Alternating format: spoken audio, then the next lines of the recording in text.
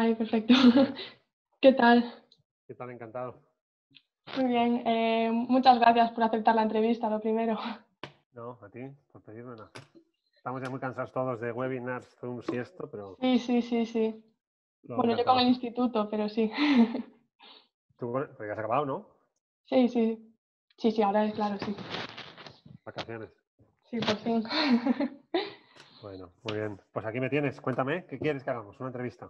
Sí, pues como ya te dije en esta entrevista, quería hablar de cambios que deberíamos o podríamos hacer en el sistema o en la sociedad, más aún teniendo en cuenta la situación actual.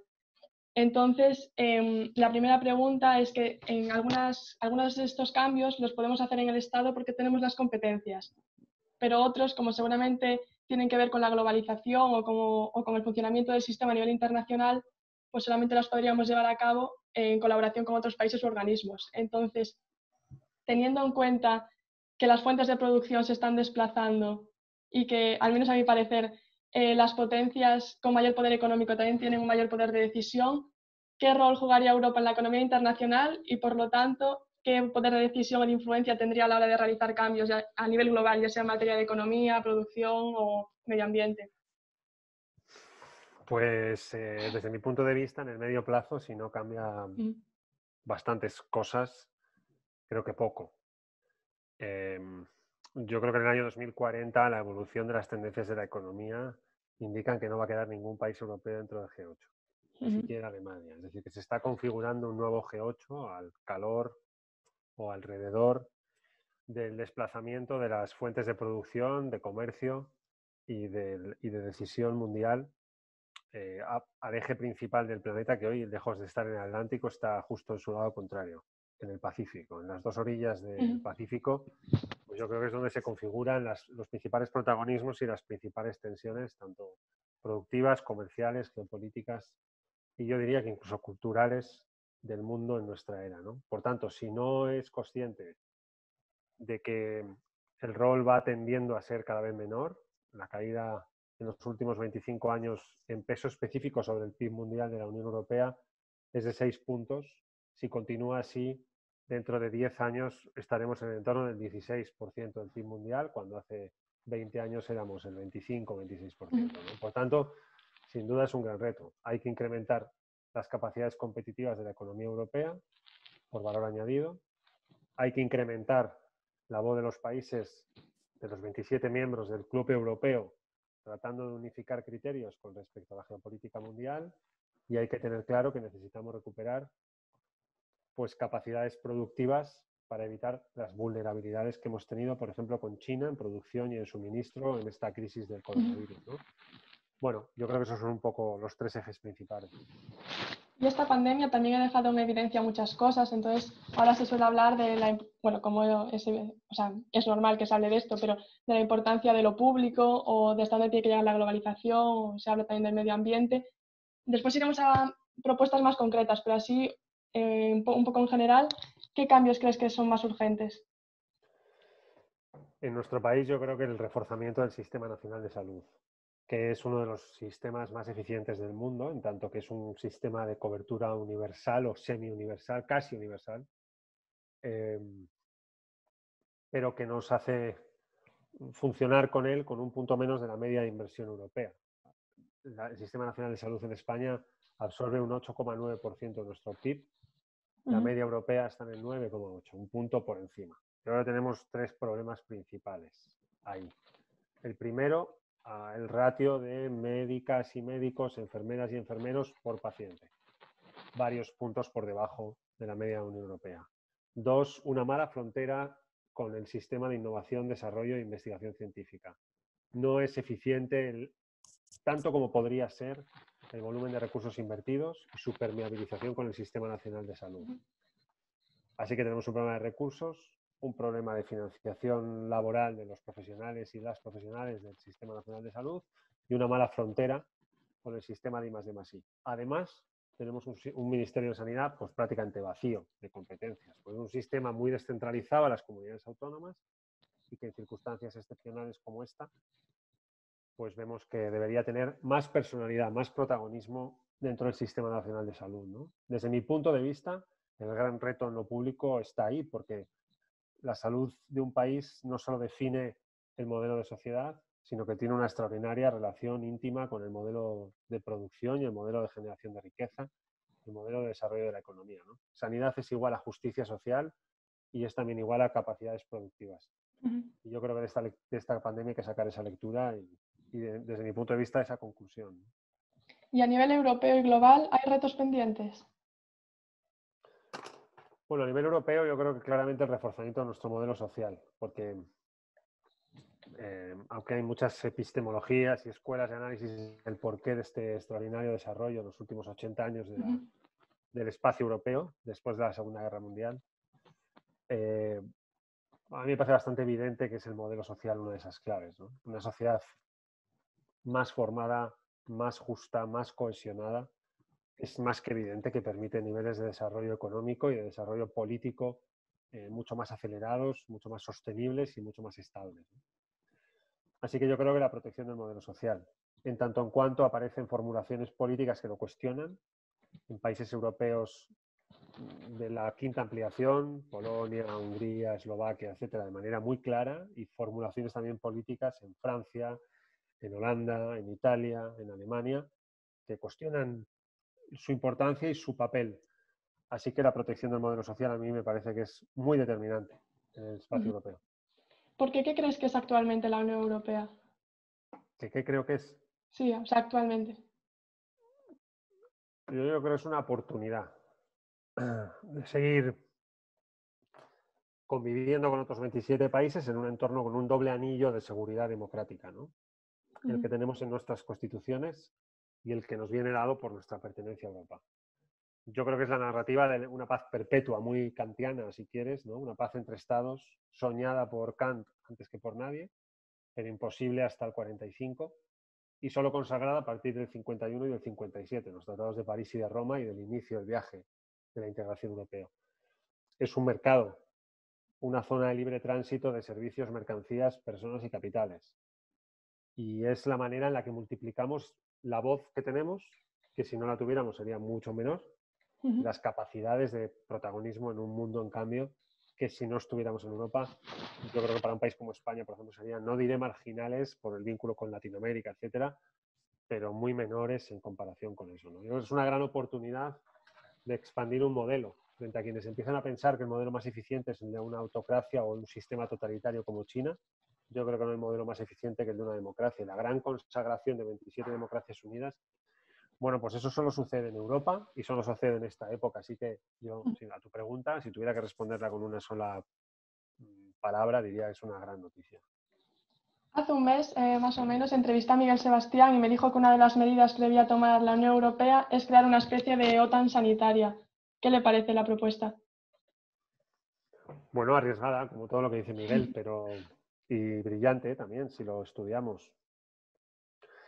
Bueno, vamos a ver, es evidente que en la primera fase de la crisis la Unión Europea fracasó como modelo, siquiera no de integración, sino de coordinación, porque cada país hizo lo que consideró, cerró fronteras cada uno lo suyo, no se coordinaron respuestas, como si el virus entendiera de fronteras cerradas entre países y como si no supiera, como si se parara a distinguir entre pasaportes, ¿no? No ha sido así. Así que yo creo que todo proceso de avance en coordinación de políticas de salud, de los sistemas nacionales de salud, o incluso en el establecimiento de mínimos de financiación para el conjunto de los países miembros de la Unión Europea y la ayuda mutua en circunstancias excepcionales como las que hemos vivido, me parece una buena idea. Yo uno de los iconos que deja esta crisis es un avión chino con ayuda humanitaria aterrizando en el aeropuerto de Roma para enviar ayuda a un país europeo desde China y otro en Madrid. Bueno, es una imagen para la historia. Normalmente los países de los aviones con ayuda humanitaria despegaban desde Europa, no aterrizaban en Europa. Y yo creo que eso ha enseñado vulnerabilidades en muchos aspectos, algunos de producción, otros de suministro y otros que tienen que ver con la salud. Así que todo avance ahí a mí me parece muy relevante. ¿Y qué opina de que en su momento España no contase con una cantidad suficiente de productos fundamentales como mascarillas, EPIs, respiradores? ¿Habría que tener unas reservas estatales o hacer algún cambio en la industria o algo así? Cuando sucedió en España la gripe A, que fue una gripe incomparable con lo que hemos vivido ahora, En el gobierno, la etapa de gobierno de Zapatero, el ministerio dirigido por Trinidad Jiménez, cuando terminó la gestión de la gripe A, muy como era la ministra de Sanidad, ¿no? Como era Trinidad Jiménez, muy de precaución, muy de prever, muy de anticipar, dejó un manual de instrucciones de cómo hay que hacer las cosas cuando llega una pandemia en los cajones del Ministerio de Sanidad. No sé si el gobierno lo ha seguido. Yo, si hubiera gobernado, desde luego lo hubiera seguido porque era un gran manual. ¿Y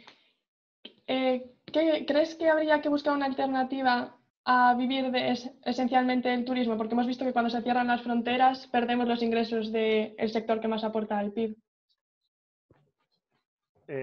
Bueno, indudablemente, ¿no? España tiene que hacer dos cosas. El primero, hacer más productivo el modelo, y después cambiar de modelo productivo.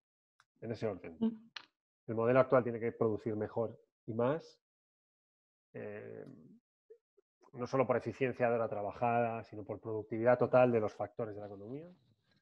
Y dos, tiene que cambiar el modelo productivo, porque dependemos mucho de tres variables. Uno, la demanda externa. Tres, el consumo. Dos, perdón, el consumo. Tres, el turismo. Y hemos ido desdibujando mucho el factor industrial o el sector industrial de nuestro aparato productivo, de nuestra generación de riqueza, ¿no? Hoy ocupa, bueno, si no recuerdo mal, la última vez que lo miré, en el entorno del 16% de nuestro PIB. Turismo más consumo es el 13%. Bueno, estamos completamente desordenados en cuanto a estructura productiva en la economía española, ¿no? No, indudablemente, ¿no? Tenemos que mejorar mucho en la extensión de las capacidades industriales de nuestra estructura productiva. Tenemos que mejorar mucho en generación de valor añadido, mucho, en invertir en talento, en conocimiento y en transportar a la cadena productiva, en aportar a la cadena productiva valor añadido para hacer las cosas no solo más baratas, que la gente confunde competitividad con abaratamiento de costes, tipo China. No, China no es competitividad, China es esclavismo feudalista inaceptable para un sistema democrático como el nuestro. No cuenta. Aunque compita contra nosotros, porque nos quita mercado, no cuenta. Competir es hacer las cosas mejor, ser más atractivos a la inversión que los demás. Y eso se hace con conocimiento y con talento. Y en España hay talento y falta inversión en I+D+I a raudales en los últimos 20 años, ¿no? Así que yo creo que eso es una de las grandes reformas que necesita la economía española. La dependencia del turismo, en parte estos últimos años ha sido tan abultada la inyección monetaria del turismo por las circunstancias en el norte de África de esta última década. Países convulsos y con revoluciones por el medio, ¿no? 82 millones de turistas. Bueno, uno, no sé, va todo tan rápido que uno nunca sabe, pero a priori yo creo que vamos a tardar mucho tiempo en volver a tener. Y ahora que hablabas de aumentar la industria, el otro día te escuché en una entrevista decir que era mucho más fácil regular una economía basada en la industria que una economía financiera, pero que aún así había que hacerlo. ¿Cómo tiene que intervenir el Estado en estos nuevos mercados más complejos? No, bueno, es más fácil porque el casino financiero mundial de la globalización financiera últimamente solo ha traído disgustos. Tu generación la conoce, en fin, la mitad de vuestra vida la habéis vivido en una crisis que nació en 2008 y que era un estallido financiero sobre las economías productivas del mundo entero por malas prácticas de un casino sin normas en la desregulación completa de la economía financiera. Bueno, quizás que vengo de Vizcaya y soy de Bilbao y la estructura productiva es otra y mi cultura es otra y mi mundo es otro, ¿no? Pero a mí me parece que los tejidos productivos con bases altas o con componente elevado de industria sujetan mejor los vientos de las crisis.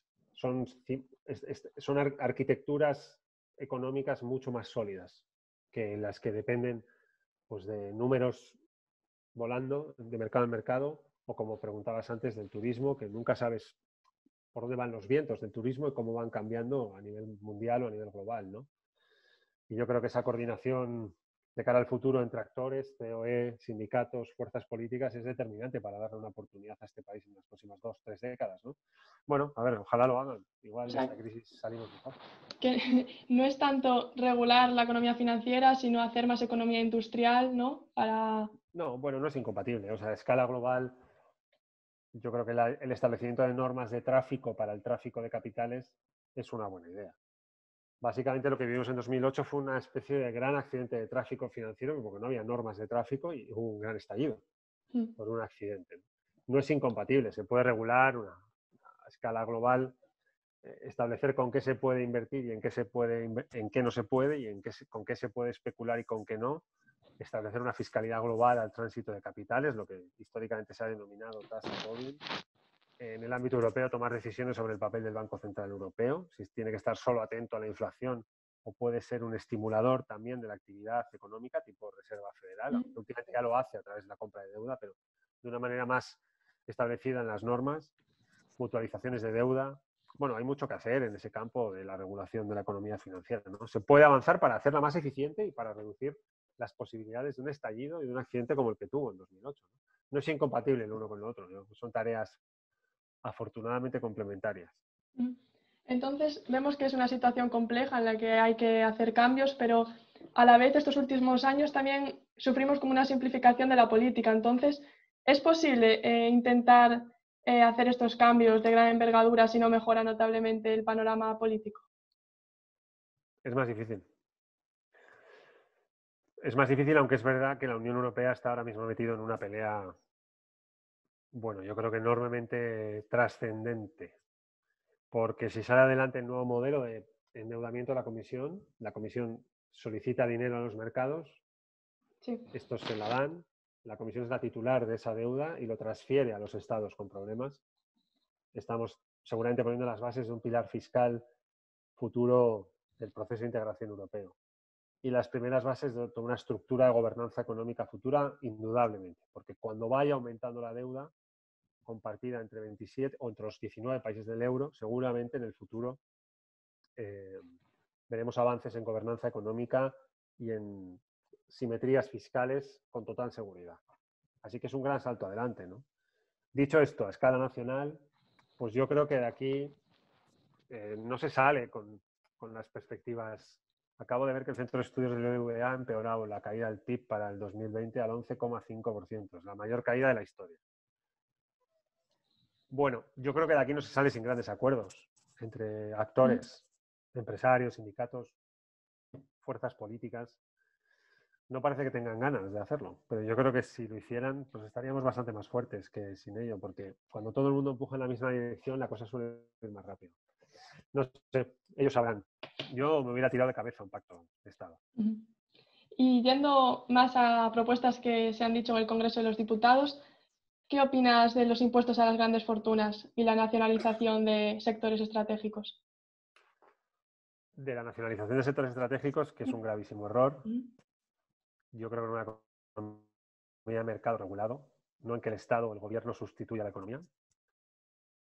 Y creo que en la buena regulación del mercado, no la desregulación y la mano invisible de la que hablan los neoliberales, sino una regulación de la que habla la socialdemocracia.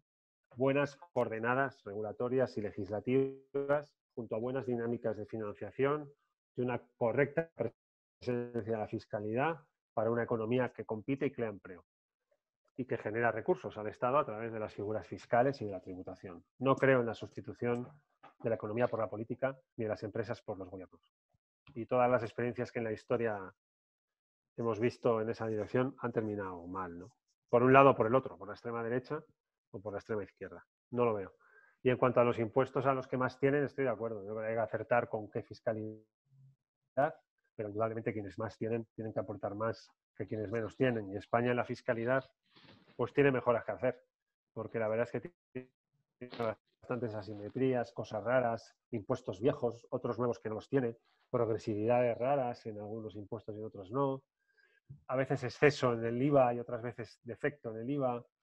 Sí, en fin, yo creo que requiere nuestra fiscalidad. Era un profesor en la universidad que hablaba, tenemos un cuadro fiscal, cuadro nunca mejor dicho porque está hecho un cuadro. Y bueno, es cierto, hay que mejorar la fiscalidad para un escenario casi estructural, pero para un panorama como este, mucho más. ¿Y crees que se va a aceptar esa medida en el Congreso? ¿La que planteó Podemos, te refieres? La de el impuesto a las grandes fortunas, sí. No, creo que no, porque está mal formulada. Bueno, no Y sé si es porque... exactamente, digo en general. que puede haber una, por Sí, ejemplo, un incremento del impuesto a patrimonio, por ejemplo, sí, o una... La mayoría de millonarios en España están en el impuesto a sociedades. No pagan IRPF, no están a sueldo de una empresa, ni pagan patrimonio porque son ellos mismos una empresa.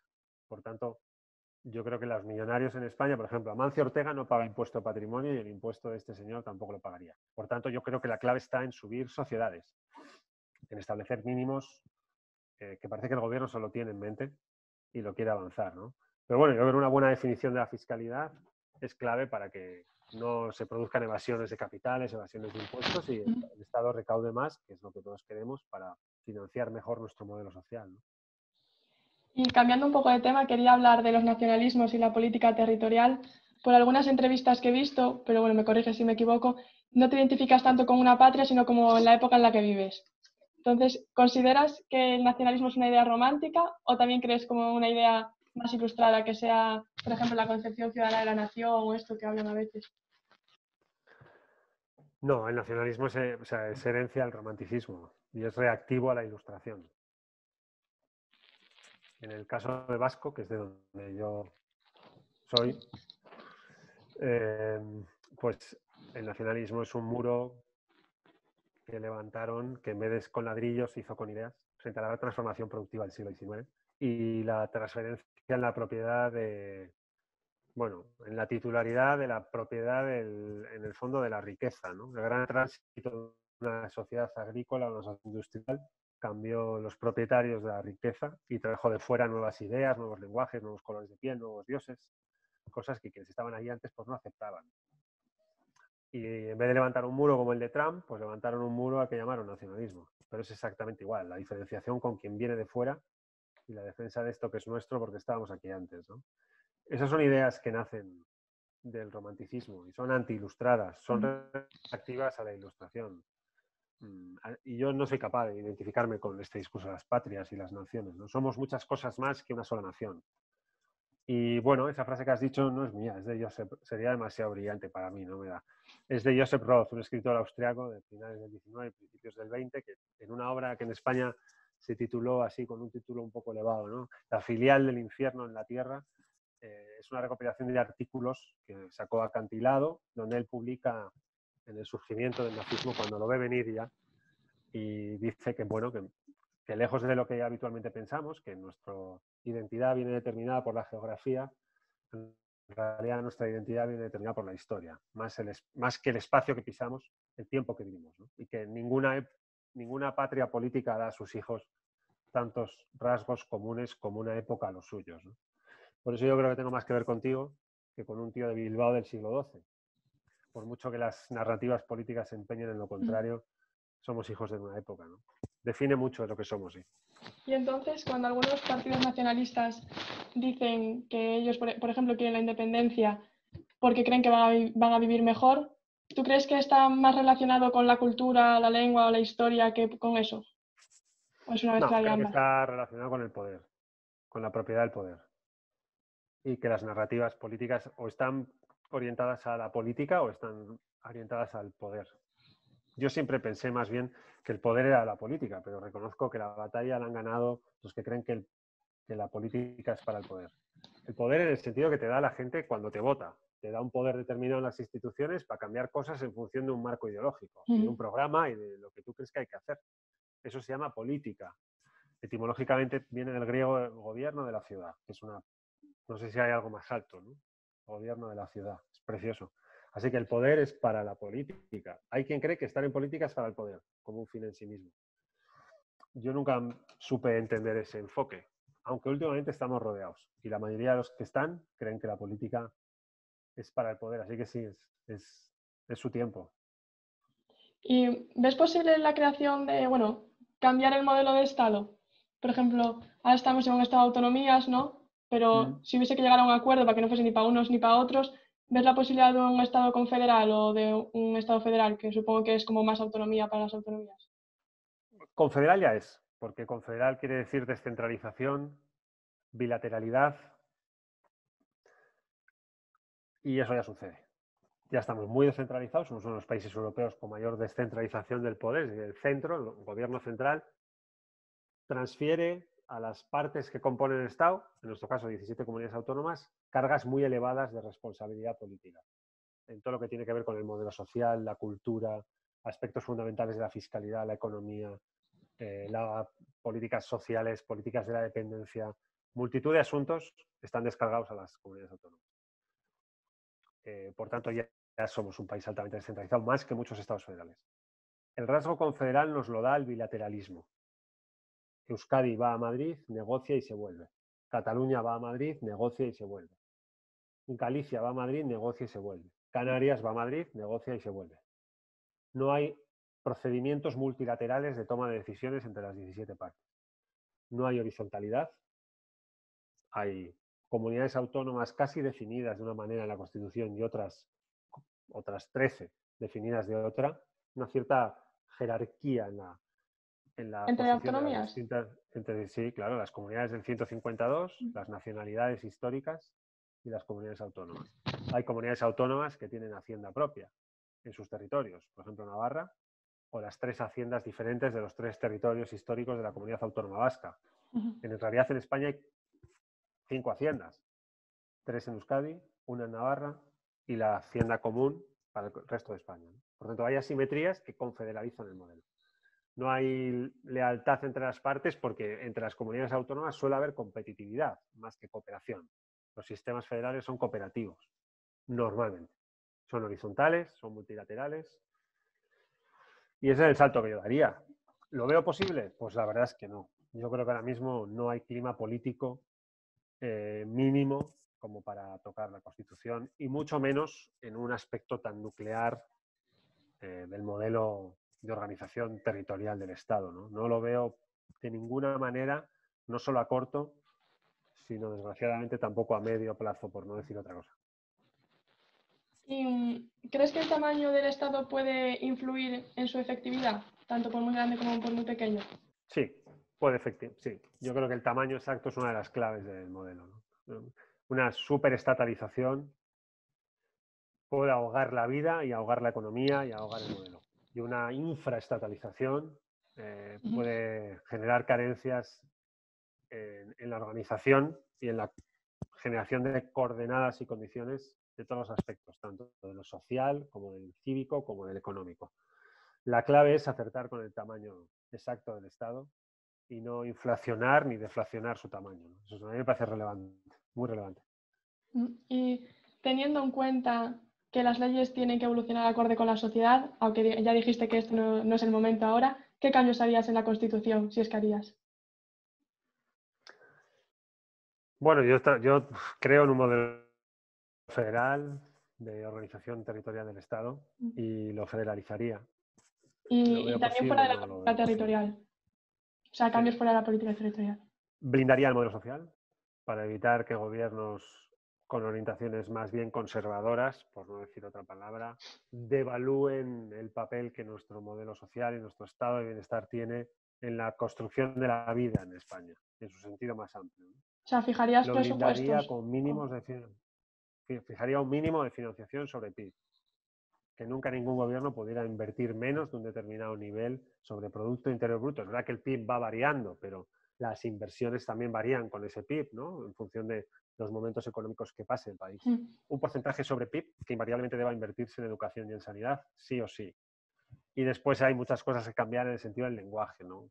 Hablar de discapacitados y no de minusválidos, equiparar el lenguaje a un lenguaje no sexista, incorporar los nombres de las comunidades autónomas, no están incorporados, modificar la sucesión al trono para evitar que haya, bueno, pues asimetrías en función de si es una niña o si es un niño y diferencias en ese acceso, ¿no? Todo eso lo haría. Seguramente más cosas, si nos ponemos a pensar, nos salen muchas más cosas, ¿no? Pero no lo veo, no veo clima político posible. Y ahora que decías lo del rey, ¿qué opinas de las noticias que están saliendo últimamente, de las comisiones y todo eso? Pues mira, que si todo eso es verdad, va a terminar procesado. Y si todo eso es verdad, yo creo que la justicia debe ser igual para todos, incluido para él. Y no creo que deba tenerle miedo a nadie a que todos los ciudadanos seamos iguales ante la ley, incluido el rey emérito. Si es cierto todo eso, o sea, si un juez dice, todo esto es cierto, que se actúe con toda la contundencia con la que se actúa con cualquier otra persona, ¿no? Si eso fuera así, pues estaremos viendo una vez más, como vimos con Dangarín, con Rodrigo Rato, con tanta gente, que el sistema judicial es mucho mejor del que pensamos, que siempre estamos criticándolo.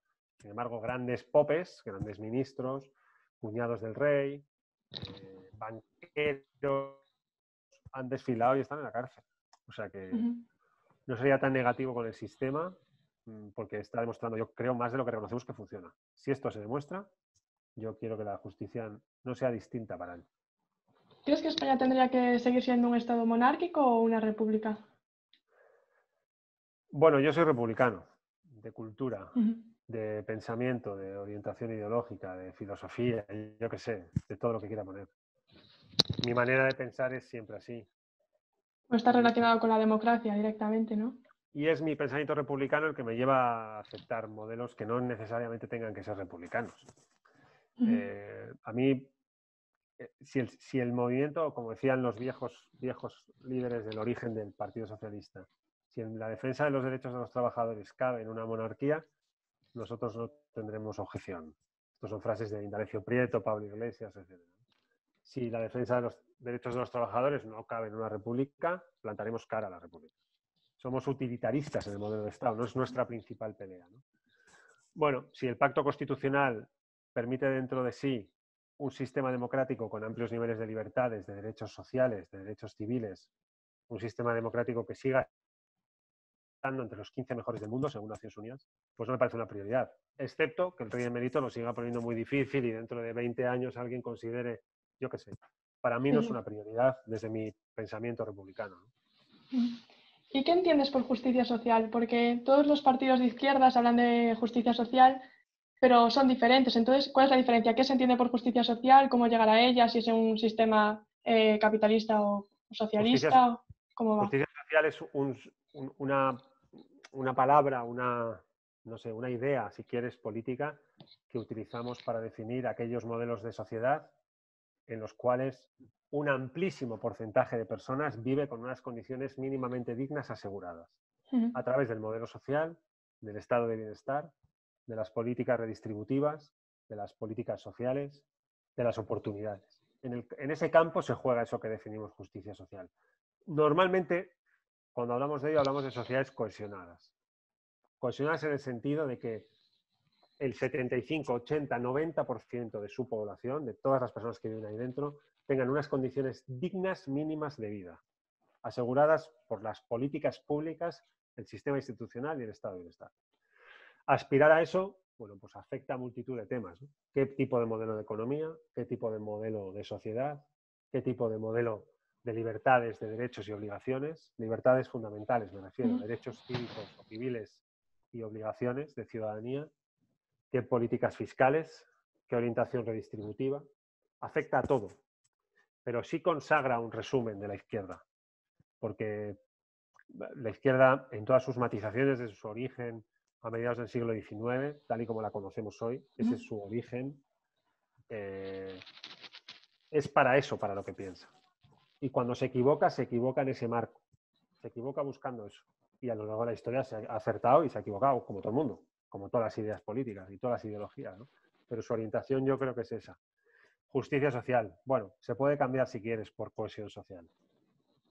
¿Y qué es exactamente la crisis de la socialdemocracia? Porque últimamente se habla bastante de la crisis de la socialdemocracia tanto en Europa como fuera, pero ¿qué es? ¿Es que los partidos socialdemócratas pierden fuerza porque la sociedad se polariza cada vez más? ¿O...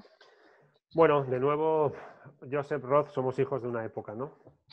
En el caso del movimiento socialista o la izquierda o la socialdemocracia, nace en la época de una economía industrial. Es la gran revolución industrial la que genera una serie de demandas que se organizan bajo el nombre de socialismo, comunismo, anarquismo y socialdemocracia. Esa es la que a mí me gusta más de todas esas. La que más me gusta es esa. La de Edward Bernstein, etcétera, ¿no? Pero es una respuesta a preguntas de la época industrial. Su tránsito a una economía globalizada financiera ya genera bajas potentes por el camino. Francia no tiene partido socialista prácticamente. Italia ha desaparecido. Las circunstancias en las que atraviesa por países muy relevantes del mundo son muy difíciles, ¿no? En realidad la crisis de la socialdemocracia es una mala respuesta de los partidos socialdemócratas al tránsito económico de una economía mayoritariamente industrial a otra mayoritariamente financiera. Ese salto lo da mal. La gran pregunta es cómo va a dar el salto de una financiera a una digital, que es donde estamos ahora. En 15 años se va a resolver esto. ¿Cómo vamos a saltar a una economía robotizada, de inteligencia artificial, de 5G, de algoritmos, desfronterizada, muy digitalera a todos los efectos. Ese salto, ¿cómo lo vamos a dar? Bueno, pues esa es la siguiente gran pregunta, ¿no? La siguiente gran época a la que vamos, una época digitalizada a todos los efectos, culturalmente hablando también. Vamos a ver cuánta crisis de la socialdemocracia somos capaces de soportar. Pero en todo el tránsito financiero, yo creo que sí es una mala adaptación a una economía financiera y la pérdida de apoyo social, porque ya no sabe la respuesta. Y por último, ¿qué opinas de los resultados de las elecciones vascas y gallegas? Pues muy sorprendentes. ¿Sí? Mucho. Para mí ha sido muy sorprendente y muy dolorosa la desaparición de Podemos en Galicia. Aunque ya sé que en realidad En Marea era una especie de bloque renovado hace 4 años y que ahora ha habido una reubicación de espacios electorales, ya, es verdad. Pero creo que la desaparición de esa fuerza política tan joven, acaba de nacer hace 6 años, 5 años, pues no sé, me da un poco de pena, ¿no? Y en cuanto a la victoria de Feijóo, yo creo que era muy previsible, la mayoría absoluta de Feijóo cuestiona bastante el modelo de comprender la política de Pablo Casado y creo que cuanto más la cuestione mejor, porque Pablo Casado necesita que le cuestionen, porque se está equivocando y además bastante. Desde mi punto de vista, obviamente esto es solo una opinión. Y en cuanto a Euskadi, bueno, pues yo creo que 3/4 partes del Parlamento vasco, 53 diputados de 75, son nacionalistas. Bildu suma casi más que PSOE, PP y Podemos juntos. Yo creo que hay algunas preguntas que hacerse en el campo del pensamiento que no necesita de naciones para saber qué es. Por ejemplo, el Partido Socialista, el Partido Popular, Podemos, en parte, han tenido muy mal resultado en comparación con lo que deberían tener, ¿no? Para sus capacidades de interpretar aquello, que yo creo que son muchas. Así que, bueno, sorprendente. En cualquier caso, habrá un gobierno Partido Socialista de Euskadi, PNV, con Urkullu del Lehendakari, y yo creo que serán 4 años más de estabilidad, o eso quiero creer. Evitar catalanizar en la atmósfera política en Euskadi me parece un buen rumbo, porque Cataluña últimamente ha tenido, vamos a decir, ha ido de susto en susto. Y volviendo a Galicia, ¿por qué crees que el PSOE se quedó bastante por abajo del BNG? Porque aquí, bueno, vivo en Vigo, ya se veía venir un poco si hablabas con la gente, pero ¿cuál crees que es la razón? Pues la verdad es que no lo sé. Yo creo que la campaña ha tenido un enorme protagonismo Feijóo. En cierta manera es lógico, es el presidente de la Xunta, ¿no? Y yo creo que el bloque tenía una grandísima candidata como es Ana Porto. Lo ha hecho muy bien, una gran campaña, muy medida, modulada. Desconozco el porqué de la caída del Partido Socialista de Galicia, porque aunque es verdad que en el anterior estaba empatado en escaños en el Parlamento de Galicia, fue tercera fuerza en voto ya. Y esta vez es tercera fuerza en voto y en escaño. Así que da la sensación de que Galicia interpreta su identidad en parte a través del bloque y en parte a través del Partido Popular, que le ofrece una narrativa de lo que somos en Galicia o de lo que sois, y no sé muy bien qué interpreta a través de la izquierda, pero da la sensación de un planteamiento socialdemócrata y de izquierdas, pues en esta ocasión ha quedado de nuevo tercera fuerza, ¿no? Bueno, no sé, supongo que los compañeros militantes del PSDG sacarán sus conclusiones, ¿no? Y además, en fin, mucho mejor que yo soy de Bilbao, no de Galicia. Y quizás la desaparición de Podemos puede tener que ver con que cada vez hay más partidos. Está María Galeguista, Podemos.